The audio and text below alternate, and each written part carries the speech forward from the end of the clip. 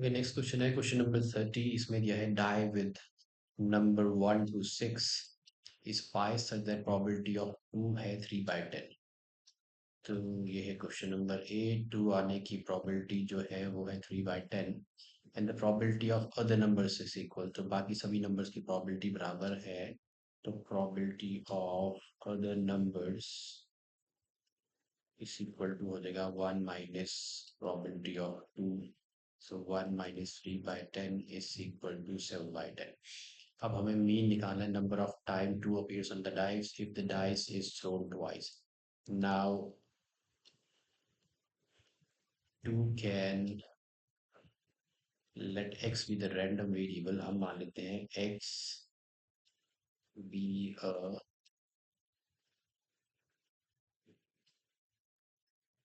random variable that denotes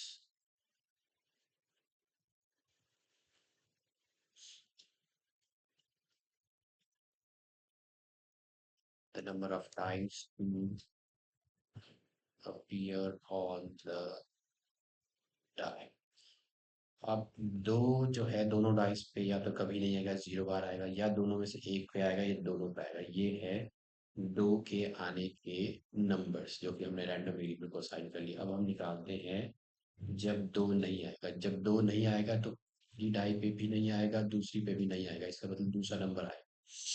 तो आपके पास है 7/10 इंटू 7/10। पहली पे भी नहीं आया, दूसरी पे भी नहीं आया, 49/100 आ जाएगा।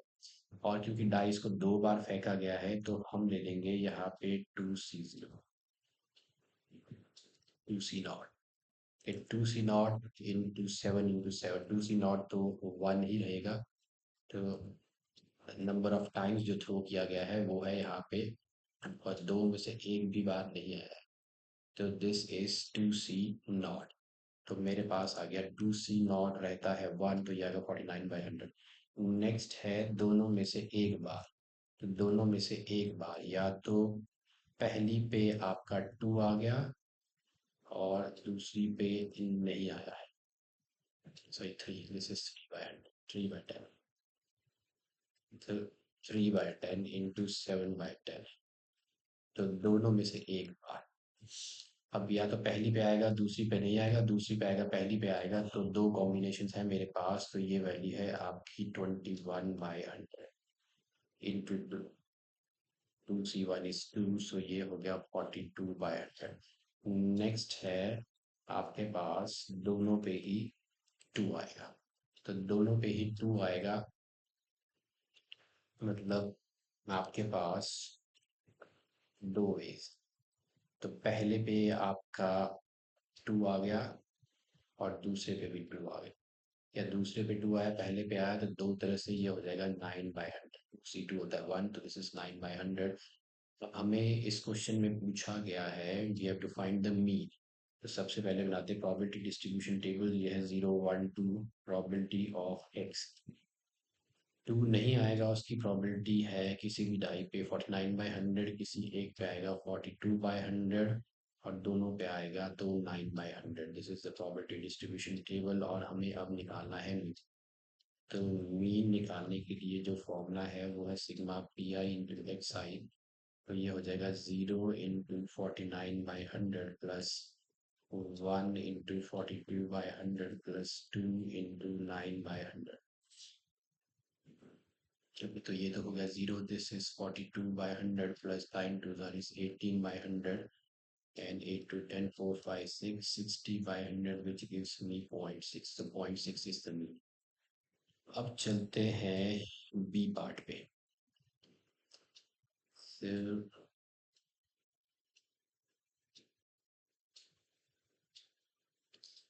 बी पार्ट में आपको दिया है 2 डाइस आर थ्रोन,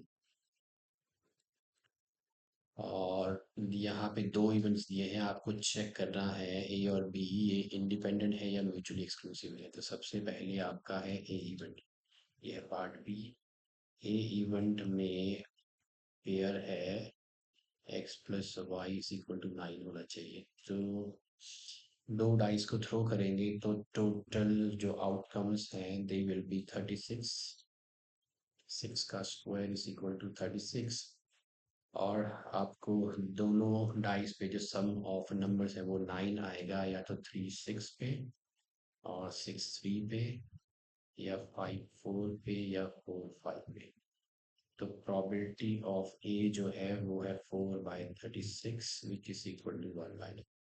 अब नेक्स्ट में दिया है कि पहला बी में वो सभी ऑर्डर्ड पेयर्स हैं जिनमें पहली डाई पे 3 नहीं होना चाहिए, X is not equal to 3। तो बी इज इक्वल टू हो जाएगा, एक हो जाएगा 1 1 से लेके 1 6 तक।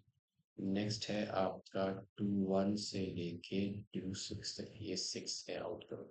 3 वाली आपने लेनी नहीं है, तो 4 1 से लेके 4 6 तक, फिर 5 1 से लेके 5 6 तक, फिर 6 1 से लेके 6 6 तक। ओके, तो 6 इधर 6 इधर 6 इधर 6 6, दिस आर 5। तो आपका जो प्रोबेबिलिटी ऑफ बी है वो है 30/1 2 3 4 5, 30/36। तो ये हो जाएगा 6 5 36, ये होगा 5/6। ओके, अब देखते हैं दोनों में कॉमन क्या है।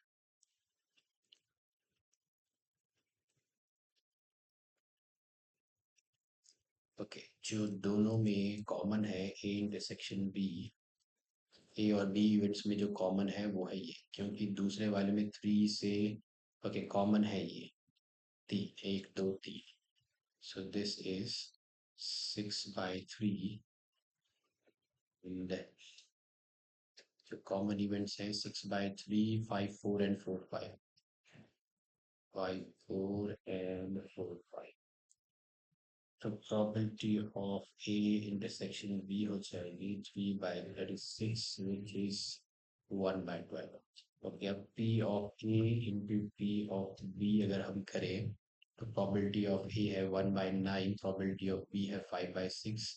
तो 1/9 into 5/6 is 5/54 which is not equal to probability of A intersection B। अगर ये इक्वल नहीं है probability of A into probability of B, therefore A and B are not, we can say, हम बोल सकते हैं they are not independent events। Okay, अब check करते हैं म्यूचुअली एक्सक्लूसिव के लिए।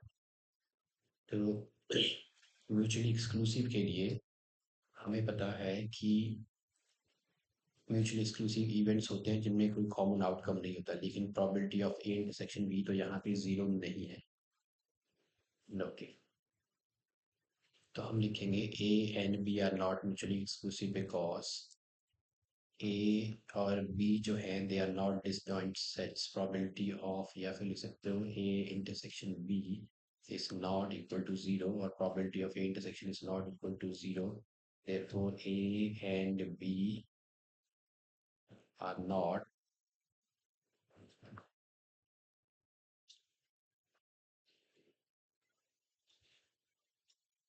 Mutually exclusive events. तो ना ही ये इंडिपेंडेंट है, ना ही ये म्यूचुअली एक्सक्लूसिव इवेंट्स।